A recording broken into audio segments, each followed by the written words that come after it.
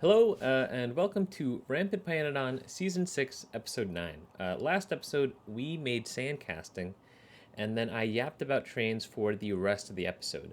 This episode, we aim to finish the pre-metallurgic prerequisites, or the metallurgic prerequisites, which include salt, molten salt, and hot air. So let's go ahead and start with salt. Okay, so the best way to grab salt would be to mine it.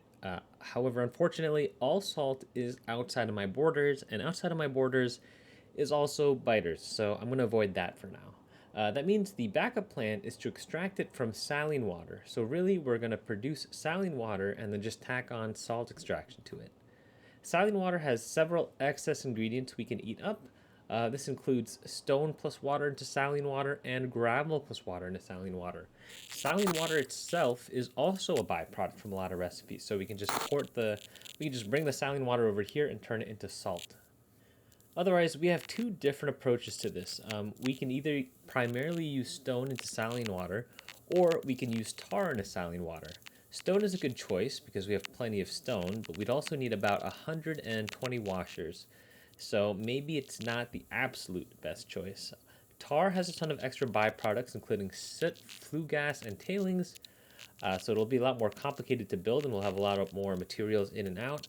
But we'd only need like 8 buildings total. So for this reason, I'm going to go with tar because of the building count. And with the building count this low, we should end up with something super small and compact. Yeah, so the salt build was nothing too special. Again, it's small, but we use a lot of excess byproducts, and there's also a lot of different categories when it comes to like excess in, excess out, primary in, primary out. So we have a lot of train stations, even though I tried to condense them.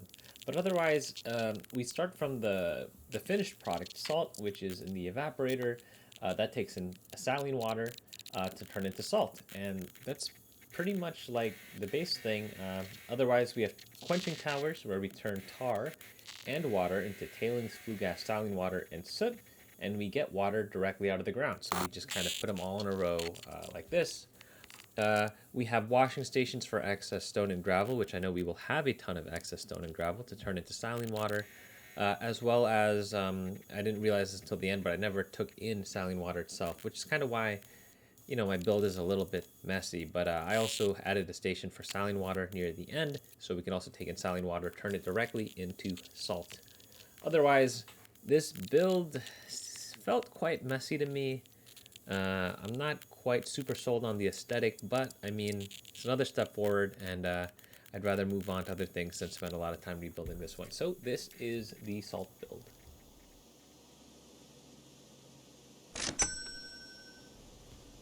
Once again, not my best work, but let us keep moving on. Let's bring it to the real world and start the build.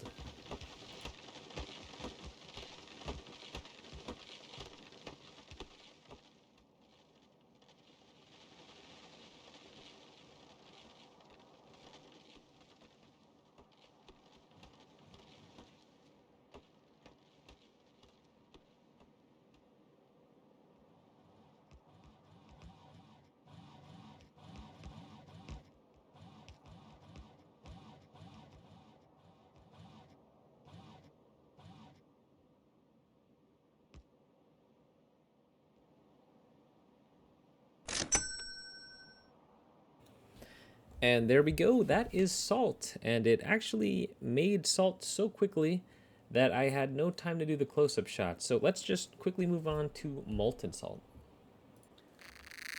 Alright, so this is the molten salt build. It's pretty simple. You just take your salt and you melt it in the basic oxygen furnace, and then you have an output of ash, and you also need to bring in some burnables, so like coarse coal or something.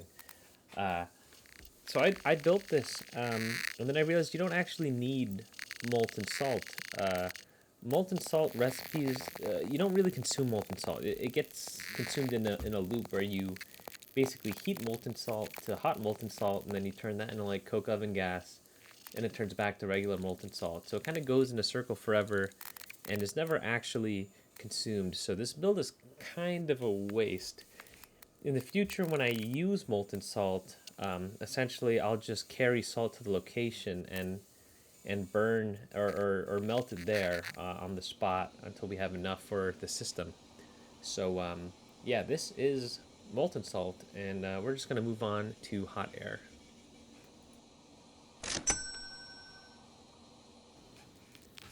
All right, so this is one of the most beautiful and one of the most headache-inducing builds I have had to build so far. It's due to the presence of 3 loops. Um, so, first of all, I'm going to only do this in one take because a lot of these words are very confusing, but I'll do my best to get through it. Um, we want to make hot air. Hot air is made from warmer stone bricks and pressurized air. Warmer stone brick is made from warm stone brick, but also takes in 500-degree coke oven gas and spits out 250-degree coke oven gas. Warm stone brick is made from regular stone bricks with 250-degree coke oven gas. And we get the stone bricks from the warmer stone bricks after we extract the heat from them in the form of the hot air. So that is a lossless cycle of stone bricks that turn into warm stone bricks, that turn into warmer stone bricks, that turn back into stone bricks after expelling its hot air. The second loop to jump into is the coke oven gas loop. As you saw earlier, we need 500-degree coke oven gas to turn warm stone bricks into warmer stone bricks. This outputs 250-degree coke oven gas, which we can then use to turn stone bricks into warm stone bricks. This outputs 100-degree coke oven gas, which we can reheat in a heat exchanger Mark I to bring it back to 500-degree coke oven gas. This loop is not lossless. We lose coke oven gas in this loop, and therefore we have to inject some in from time to time. For the coke oven gas injection, we're going to go with the red hot coke recipe, since it injects it in at 500 degrees. But it also means we have to account for spoilage, which is very fun. The heat exchanger Mark I recipe, the heat exchanger Mark I recipe to bring 100-degree coke oven gas to 500-degree coke oven gas takes an input of 1,000-degree hot molten salt. After we extract that heat, we're left with just regular molten salt. We use the leftover coal dust and coke from the red hot coke build, or the red hot coke, for the extra coke oven gas, but we use coal products and an additional supply of coal that we use for the red hot coke build anyway, and we feed those to coal power plants to heat that molten salt back up to 1,000-degree hot molten salt. So the molten salt turns into hot molten salt and back into molten salt, and the molten salt loop is lossless.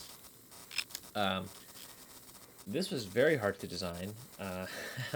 This is kind of confusing for me. It actually doesn't sound that bad, but it took me a while to wrap my head around it. But those are the 3 loops.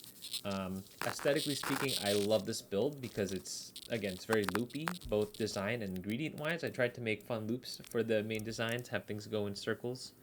And it's hit a nice triple square state.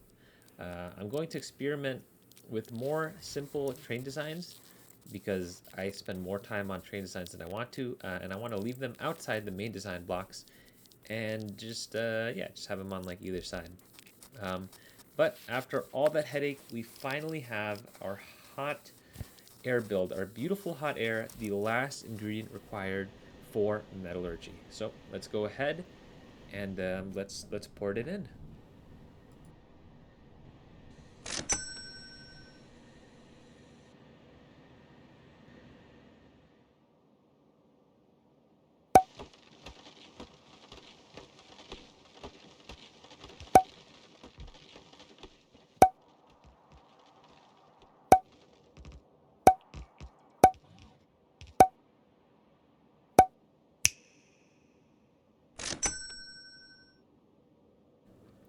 Okay, and now that it's built, we gotta jump start by putting in, I put in about 1,000 stone bricks.